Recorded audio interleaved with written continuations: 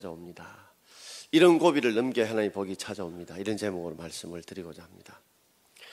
사람마다 다 고비가 없는 분들이 없죠. 지금 우리나라도 고비고 또 기업체들도 고비고 사업하는 분들도 직장 생활하는 분들도 또 직장을 구하려는 분들도 고비라고 말들 합니다. 사람마다 지금 살아가는 과정과 형편은 다를지 몰라도 다 고비를 겪어왔고 또 지금 겪고 있거나 또는 앞으로 겪을 일들이 있습니다.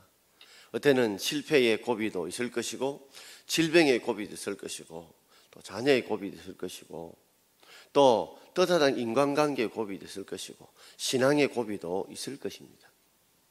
자, 이런 고비가 사람들마다 찾아오는데 그 고비의 공통점은 이 고비를 넘기지 못하면, 이겨내지 못하면 하나님의 복이 찾아오지 않는다는 겁니다.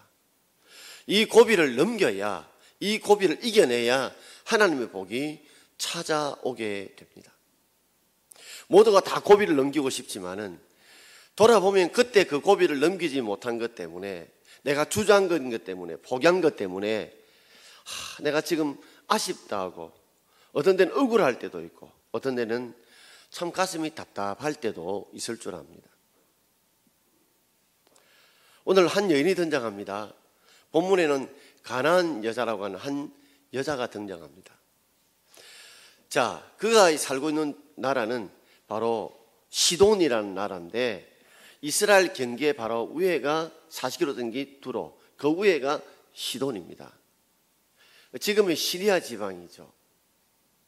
거기 한 가나안 여자가 있었는데 왜 가나안 여자라 했냐면 가나안 지방에 살다가 어떤 이유인지 모르지만 시돈 지방으로 갔기 때문에 가나안 여자라. 우리가 미국에 이민을 가도 또 일본에 혹 이민을 가도 우리 뭐라고요? 한국 사람 하는 것처럼 태생이 가나안 태생이었다는 겁니다.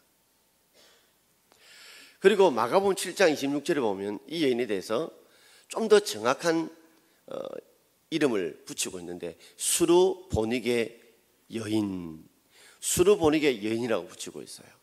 수르보니게 여인 뜻은 이 두 단어가 합쳐진 겁니다. 수로라는 단어하고 보니게라는 단어가 합쳐진 단어예요.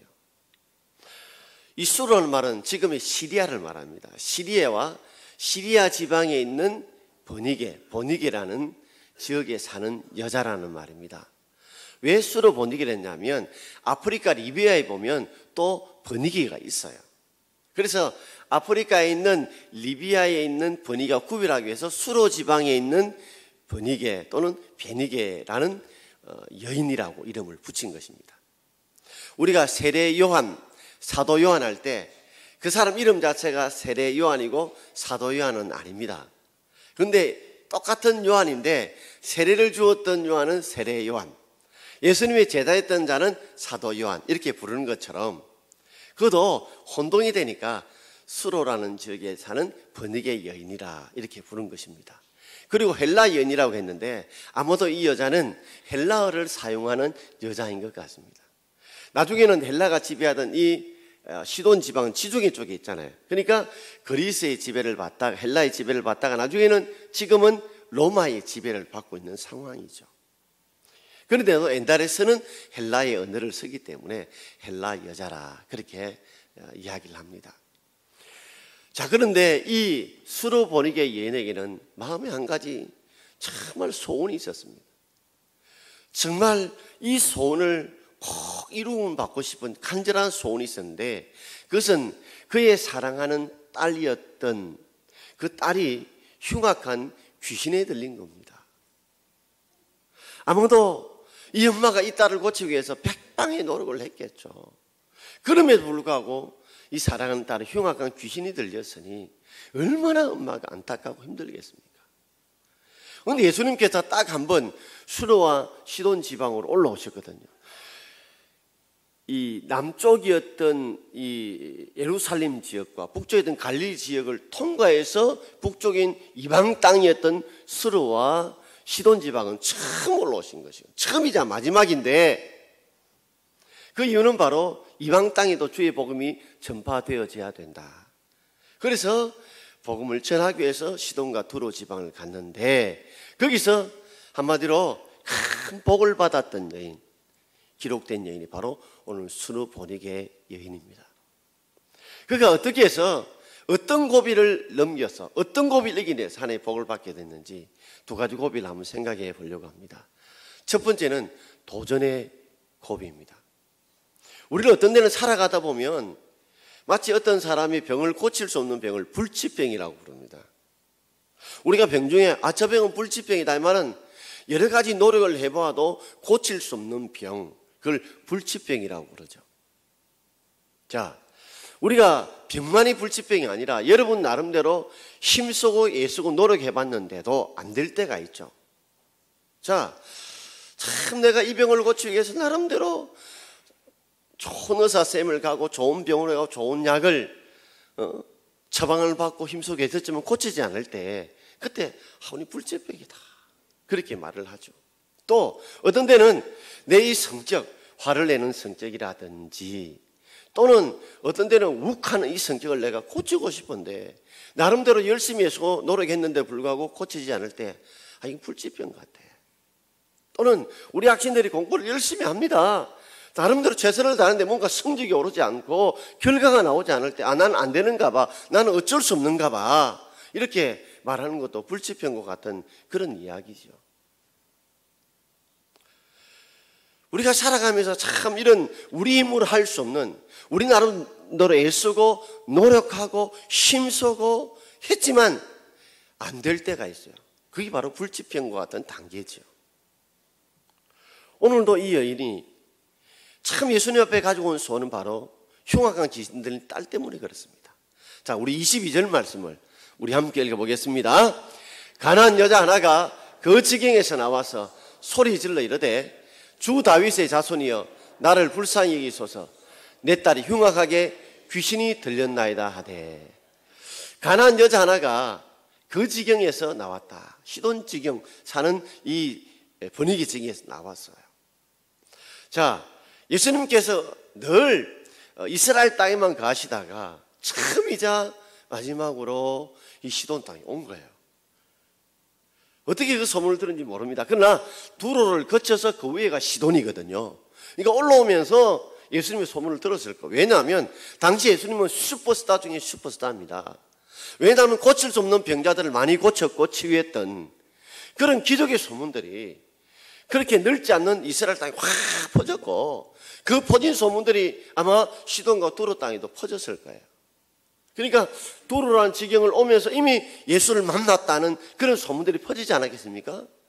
그런데 이 가난한 여자는 길을 쫓고 세우고 있었을 거예요. 왜냐하면 아직도 포기하지 않은 겁니다. 흉악한 귀신들이 이 딸 고치려고 방법을 자꾸 찾았는데 예수님께서 이 시돈 지방으로 온다는 소리를 들은 거예요. 그리고 그는 소리를 질렀습니다. 왜 소리를 질렀을까요? 아니, 예수님 곁에 자기밖에 없으면 굳이 소리를 지를 필요 없죠. 막 옷을 잡든지 예수님 곁에 찾아가면 될 건데 아마도 예수님의 소문을 듣고 수많은 사람들이 예수님 주위에 모였을 거예요. 근데 예수님과 눈이 좀 마주쳐야 자신의 마음의 소원을 이야기할 수 있는 기회를 얻을 건데 사람들이 웅성웅성거리면서 움직이니까 예수님과 눈 마주칠 기회도 없고 그러다 보니까 예수님께 자기의 소원을 말할 수 있는 기회조차도 얻을 수 없는 것입니다. 그래서 이 여인이 어떻게 했습니까? 소리를 질렀어요. 계속 띄워주세요. 소리를 질렀어요. 소리를 질러서 그 소리를 통해서 예수님과 자신이 눈이 마주치길 원했고 자신을 좀 봐주기를 원했던 거예요. 정말 간절하게 그거 외에는 우리 속에 휘살려 가는데 어떻게 예수님과 눈빛을 마주치고 말할 기회를 얻을 수 없잖아요. 그런데 그 딸이 어떤 귀신이 들렸습니까? 흉악하게 귀신이 들렸다. 흉악하다는 말은 상대에게 자기 해로움을 줄 정도로 위험하다는 뜻이에요. 그러니 귀신이 들렸다는 것은 어떤 상태입니까? 보면 귀신 들리면 제정신도 아닐 뿐만 아니라 힘도 셉니다.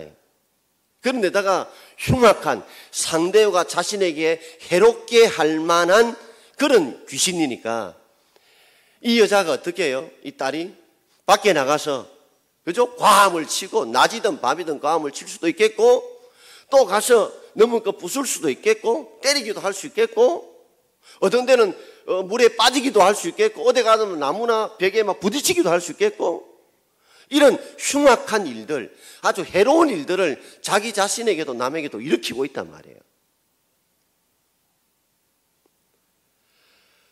자, 그런데 예수님을 만나고 이 여인이 예수님을 주 다윗의 자손이라고 불러요. 정확한 신앙 고백을 해요. 다윗의 자손이면서 그분이 주님이시다. 내 인생의 주님이시고 내 죄를 건질 주님이시고 우리 자녀의 질병을 고칠 주님이시라고 고백하면서 나를 불쌍히 여기소서 그랬습니다. 내 딸을 불쌍히 여기는 것이 아니라 나를 불쌍히 여기달라고. 왜 그랬을까요? 딸은 지금 귀신 들려서요. 그러니 자신이 이성이 마비되었어요. 자신이 사고를 치고 어려움을 일을 일으켜도 자신은 그것이 어려운 일인지 사고인지 몰라요. 책임은 누가 지는 겁니까? 엄마가 지는 거예요, 엄마가. 그런데 아버지는 여기에 나타나지 않아요. 아마도 이 흉악한 귀신 들린 그 딸에 지쳐서 떠나버렸든지 아니면 무관심했든지 어떤지 모르지만 여기에 등장하는 엄마밖에 없어요. 엄마가 하도 답답해서 나를 좀 불쌍히 여겨달라는 겁니다. 내가 이 딸 때문에 이 책임져야 될 일이 너무 고통과 힘든 것, 어려운 것들이 너무너무 많다는 거예요. 그럼에도 불구하고 이 여인의 위대한 점은 수많은 백방 노력을 다 해봤겠죠. 요새 같은 병원도 가고 용만들 의사도 찾아가고 좋다는 약도 먹어보고 상담도 해보고 이것저것 다 해봤지만 고침받지 못했어요. 흉해져 있어요. 그럼에도 불구하고 고침받을 수 있다고 하는 이 도전을 포기하지 않았다는 게 있습니다. 저는 요사이 우리 아이들 보거나 젊은이 보면 키나 덩치는 커졌지만 아이들이 좀 쉽게 포기하는 것 같아요. 청년들. 한 번 안 되면 두 번, 두 번 안 되면 세 번 도전하는 것이 필요한데 여러 차례 나름대로 도전했지만 그게 안 된다. 그리고 되어지지 않고 결과물이 나오지 않으니까 난 안 되는가 봐. 난 할 수 없는가 봐. 그래서 스스로 자기 자신을 불치병을 앓는 사람처럼 그렇게 생각하는 거예요. 그런데 이 여인의 다른 점은 이 흉악한 귀신 들리고 어느 누구도 고치지 못했고 고침받은 사람이 없다 할지라도 예수님이라시면 그분이 주님이시라면 이 흉악한 귀신 들린 병도 고침받을 수 있다고 도전하는 것. 이것이 이 여인의 이 복을 받는 고비를 넘긴 것입니다. 여러분의 삶에도 여러 가지 지금 힘들고 어려운 일이 많으시죠. 지금 나라도 지금 참 고비입니다. 어느 기업체는 휴대폰 때문에 지금 우리나라의 수출의 5분의 1을 거기서 담당을 해요. 그런데 그 업체가 좀 휘청휘청해요. 그분입니까? 개인의 구멍가게나 작업하는 분들도 지금 고비입니다. 이런 여러 가지 고비 속에도 나름대로 열심히 노력해봤지만 안 된다고 주저앉지 마시고 그럼에도 도전할 수 있는 저와 여러분 되길 바랍니다. 마지막 하나님 앞에 도전하고 예수님 앞에 도전할 수 있는 여러분 되길 바랍니다. 우리가 전도해봐도 저건 안 돼요. 저 사람은 절대 안 나와. 저 사람은 안 바뀌어. 그렇게 생각해요. 그럼에도 주님이 일을 하시고 주님이 역사하시면 된다는 믿음을 가지고 우리 신앙의 마지막 도전을 할 수 있는 저와 여러분 되길 바랍니다. 두 번째는 마지막으로 포기의 고비예요. 많은 사람이 도전을 하는데 결국에는 이 인내함으로 포기를 이겨내므로 그 복을 누리고 열매를 얻어야 되는데 누리지 못한다는 거죠. 사람이 언제 제일 포기가 됩니까? 언제 제일 포기가 돼요? 사람이 자존심이 밟힐 때, 자존심이 뭉개질 때 사람은 모든 것을 내려놓고 싶을 때가 있습니다. 여러분도 그러실 때가 있으시죠? 내가 좀 육신이 힘들고 몸이 좀 고달프고 형편이 좀 어려워도 내가 견딜 만한데 그래도 참을 만한데 내 자존심을 건드리면 지렁이도 밟으면 꿈틀한다는데 그 자존심을 건드릴 때에 그때는 모든 것을 내려놓고 싶을 때가 있잖아요. 어떤 데는 직장 상사에게 또는 어떤 데는 주위 사람들에게 너는 안 돼. 해봤자 안 돼.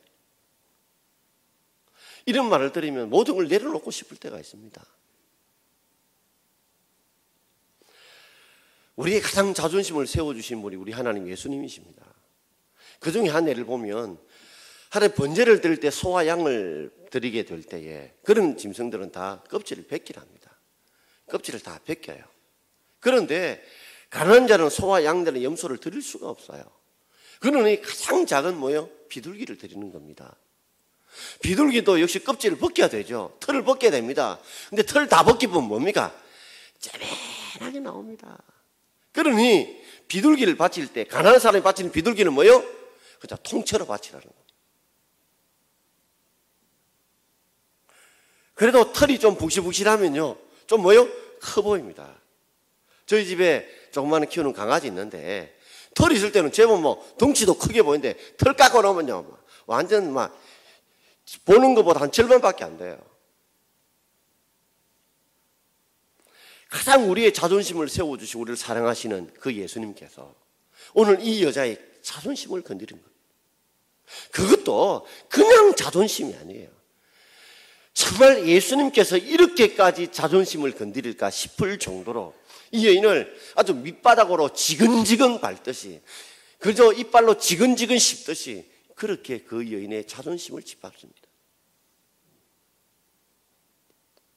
자, 이 여인은 세 가지의 이 고비를 넘겼는데요. 자, 먼저 우리가 무시의 고비입니다. 23절 말씀을 함께 읽겠습니다.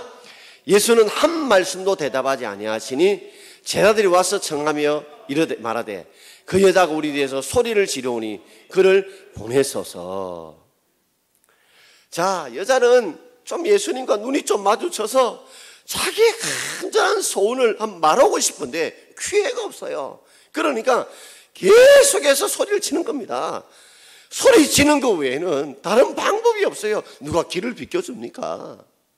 소리를 지르는 거예요. 얼마나 소리를 지르는지 제자들이 이제는 도와줍니다. 제자들이 와서 청합니다. 예수님, 저 여자가 우리 뒤에서 소리를 지르니까 막 기가 따가워서 못 견디겠습니다. 도저히 기가 따가워서 못 견디겠습니다. 저 여자 보니까 저 소리 멈출 기색이 전혀 없습니다. 그러니 그를 보내소서. 이 말은 뭐예요? 제발 좀 그 여자 손 좀 들어주시고 좀 보내주십시오. 우리가 못 살겠습니다. 이 말이죠. 얼마나 간절했으면 제자들조차도 와서 좀 도와주라고 할 정도로 그 갈급했던 거예요. 그 소리 지름 속에 애통함이 그 속에 정말 애절함이 묻어 있었어요. 그런데 예수는요 한 말씀도 대답하지 않았어요.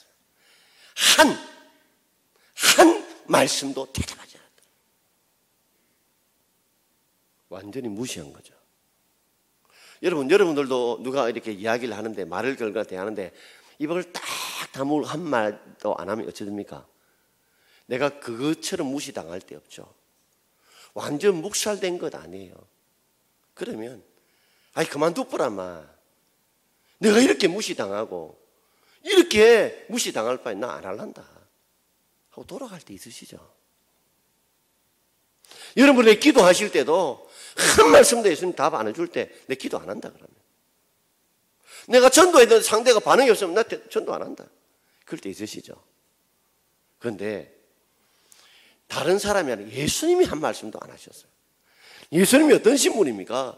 병자들을 사랑하고 가난한 자를 사랑하고 품에 안으시는 하나님의 아들이라는데 그런 기대를 가지고 계시는데 그분이 한 말씀도 안 했으니 그 충격이 더 컸겠죠. 여러분 평소에 욕도 잘하고 과음도 잘 지르는 사람이 욕하고 과음 지르면 원래 저 사람은 욕도 잘하고 과음 질러 이렇게 됩니다. 그렇게 상처가 안 돼요. 되긴 돼도 더 깊은. 그러나 평소에는 정말 말씀도 곱게 하시고 부드럽게 하시고 인자한 분이 욕을 하시고 과음 질러 보이죠. 저 사람 저런 분이 아닌데 왜 그러지 하면서 큰 상처가 되잖아요.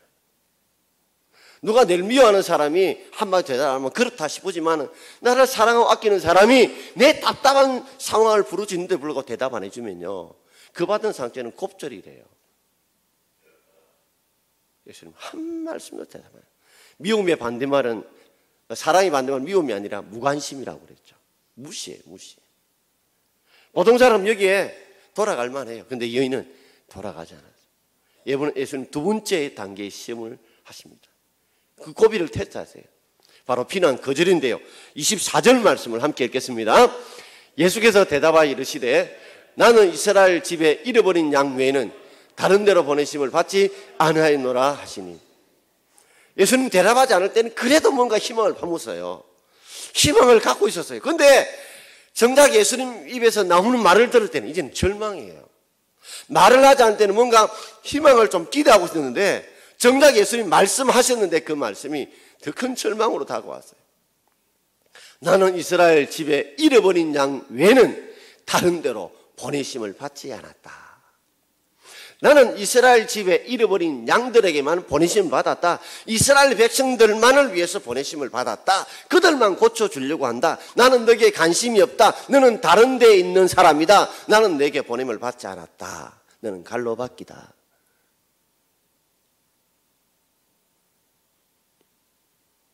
얼마나 절망이 됐을까요? 이 거절, 이 비난이 얼마나 가슴이 아팠을까요? 대답하지 않을 때는 희망이라고 가졌는데 정작 들러온 예수님의 답은, 너는 안 돼. 난 나하고 관심이 없어. 난 너 도와주지 않을 거야. 빨리 돌아가. 좀 세상말로 하면 꺼져버려. 이 말이에요. 이 정도가 되면 사람들은 그저 끓어오르는 분노가 생깁니다. 아니, 안 고쳐주면 그냥 안 고쳐주면 되지. 안 고쳐주면 되지. 왜 이런 말까지 하는 거야? 아니, 안 도와주려면 그냥 보내면 되지. 여러분, 그러실 때 있으시죠?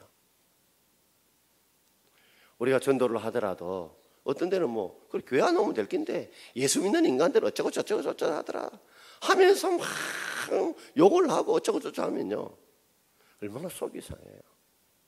그러면서 가족 관계까지 덜 추워내가지고 이런저런 말 하면 마음이 얼마나 고통스러울까요? 그런데 이 여인은 이 두 번째 비난 거절의 고비는 넘습니다. 이제 마지막에 예수님께서 더 강력하게 이 여인을 테스트해 보십니다. 자, 25절과 26절 모욕의 단계인데요. 같이 읽어봅시다. 여자가 와서 예수께 절하 이르되 주여 저를 도우소서. 대답하여 이르시되 자녀의 떡을 취하여 개들에게 던짐이 마땅하지 아니한지라. 자, 이 여자는 그릇으로 물러서지 않습니다.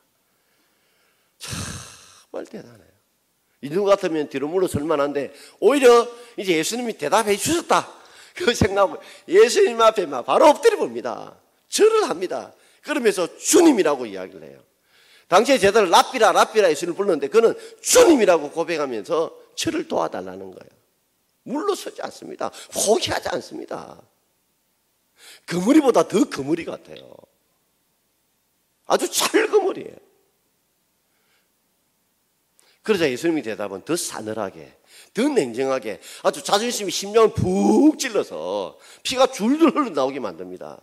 자녀의 떡을 취하여 개들에게 던짐이 마땅하지 아니하니라.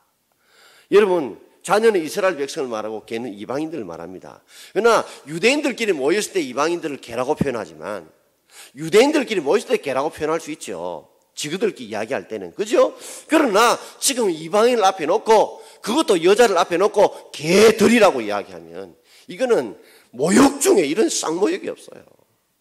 그것도 주님이라고 부르는데, 하나님의 아들이요 구세주라고 부르는데 그 주님께서 입에 나오는 말씀이 너는 개야 개. 요새 뭔가 안 좋으면 앞에 개 붙이잖아요.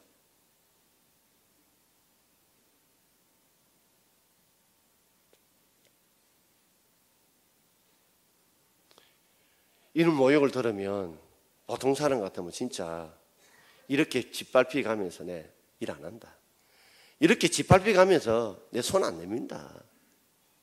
내가 죽었으면 죽었지. 나는 일을 못한다. 일이 할만하지 않습니다.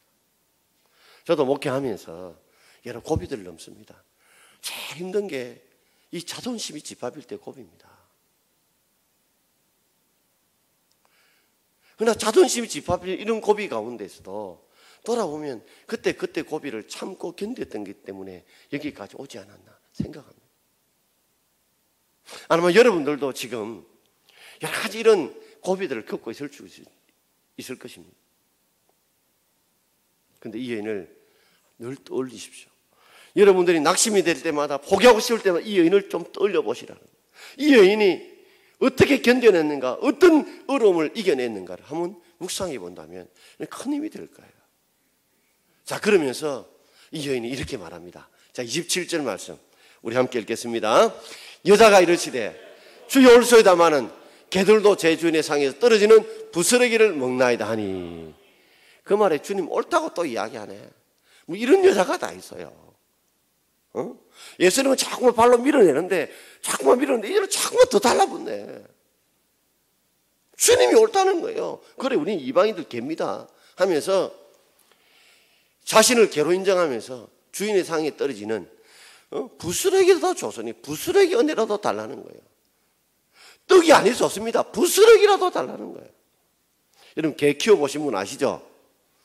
개들이 딱 눈치 보고 있다가 주인의 밥상이 뭐 떨어져 버리면 총알같이 옵니다. 막 흙 묻은 거 먼지 묻은 거 없이 그냥 삼켜요. 그냥 더덕 고기 좀 떨어져 보십시오. 막 흙이 묻었든지 말든지 막.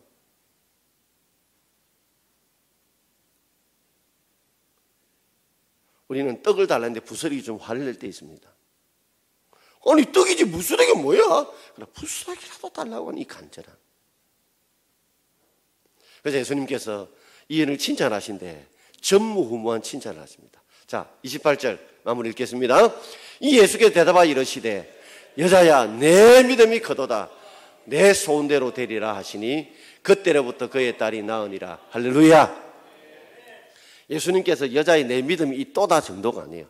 내 믿음이 크도다. 내 소원대로 되리라. 내 믿음을 통해서 내 소원이 이루어지는 겁니다. 마치 믿음은 방문의 열쇠와 같고, 그리고 믿음의 열쇠를 가지고 열면 그게 뭐예요? 소원의 방에 소원을 이루는 거예요. 그때로부터 그의 딸이 나으니라. 할렐루야. 얼마나 기뻤겠어요. 드디어 고비를 넘겼다 보니까 고비 이후에 하나님의 복을 누리게 된 겁니다. 어떤 믿음일까요? 이 여자의 믿음이 어떤 믿음일까요? 한번 생각해 보십시오. 이 여자의 믿음은 이방 여인임에도 불구하고 예수를 주라고 인정하는, 주로 고백하는 믿음이었어요. 예수님은 주라는 말은 창조주라는 뜻이고 우리의 구세주가 되신다는 분이세요. 전능하신 분이고 우리를 구원해 주실 분이시고 그분은 우리의 인생의 주인 되시는 분이다. 예수님이라면 이 흉악한 귀신 들린 여자도 능히 고칠 수 있다, 이 딸 고칠 수 있다고 믿는 믿음이에요. 오늘 여러분들이 예수를 믿는다 하지만 정말 주님으로 믿으시나요? 혹시 여러분 세상 사람이 다 안 된다 할지라도 우리 주님이 역사하시고 우리 주님이 도와주시면 여러분 고칠 수 있다는 그런 믿음을 가질 수 있기를 바랍니다. 그 여인의 믿음이 이런 믿음이에요. 그리고 왜 크다는 믿음을 했을까요? 이 여자에게 예수님 테스트 해봤잖아요. 테스트를 해봤잖아요.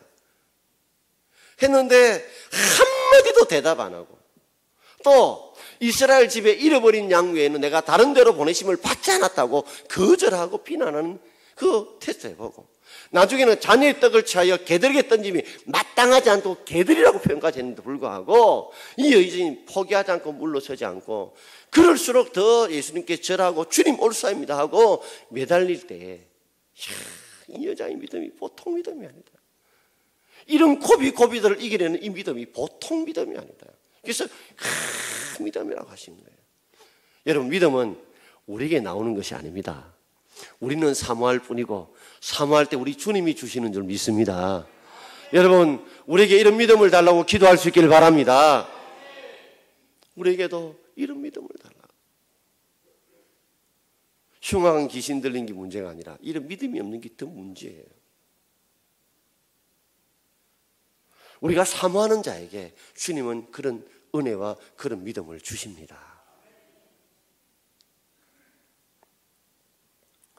저는 끝으로 제가 늘 몇 번 들었을 건데 늘 좋아하는 그 내용이 하나 있습니다. 피리침을 발견했던 벤자민 프랑클린이 여러 가지 삶의 여러 가지 고비 역경을 이기고 어떻게 당신이 여기까지 성공하는 자리에 올 수 있느냐 물었을 때 그가 석공의 이야기를 했습니다. 석공일이 돌을 깰 때에 어느 한 중심을 잡고 그게 정을 꽂고 망치로 두들지 않습니까? 그러면 한 번 찔 때 팅팅 튕깁니다. 근데 만약에 101번째 딱 망치 찔렀는데 돌이 쫙 깨어졌다고 합시다. 짜겨졌다고 합시다. 그러면 101번째 망치를 때려서 정을 통해서 바위가 깨졌지만 그 101번째 깬 게 아니고 101번째가 깬 그 한 번보다도 100번의 두들김이 있었던 거. 깨어지지 않았지만 100번의 두들김이 있었기 때문에 101번째 결과가 나타난 거예요. 지금도 정을 두드리고 계시고 계십니까? 그러면 101번을 기대하시고 지금도 쪼개지지 않더라도 두드려 보십시오. 언젠가는 그 101번째 쪼개질지 102번째 쪼개질지 103번째 쪼개질지 아무도 모릅니다. 그러나 분명한 것은 그 중심이 되고 계속 우리가 쪼개질 때에 때릴 때에 쪼개진 역사가 나타나게 됩니다. 처마 끝에서 떨어지는 그 물들이 그 얕게 빠진 그 물들이지만 계속해서 한 군데 떨어질 때 바위도 뚫잖아요. 바위도 뚫잖아요. 오늘 사랑하는 성도 여러분, 모두가 힘들고 안 된다는 불치의 단계에 있다 할지라도 여러분 도전하기를 멈추지 마시기를 바랍니다. 그리고 그 도전에 분명히 포기하고 싶은 고비가 올 것입니다. 어떤 때는 나의 자존심을 짓밟는 그런 참 무시당할 때도 있고, 어떤 때는 비난과 거절을 받을 때도 있고, 어떤 때는 내가 모욕받을 때도 있지만 그런 고비일 때마다 이 스룹보닉의 여인을 생각하십시오. 그분을 떠올려 보십시오. 그리고 오늘 적었던 말씀을 성경에 딱 책상 위에 올려놓으시고 그때 힘들고 어려울 때마다 이 여인을 생각하면서 주여 나도 이 여인처럼 큰 믿음을 주옵소서. 이 고비를 이겨내게 주옵소서. 견딜 수 있는 믿음과 지혜와 능력을 달라고 기도하십시오. 그런데 하나님, 그 이런 고비를 넘어갈 때 우리 하나님께서 우리에게도 누구누구야 내 믿음이 커도다 내 소원대로 이루어지리라, 이 은혜와 복이 있기를 주의 이름으로 축원드립니다. 기도하겠습니다.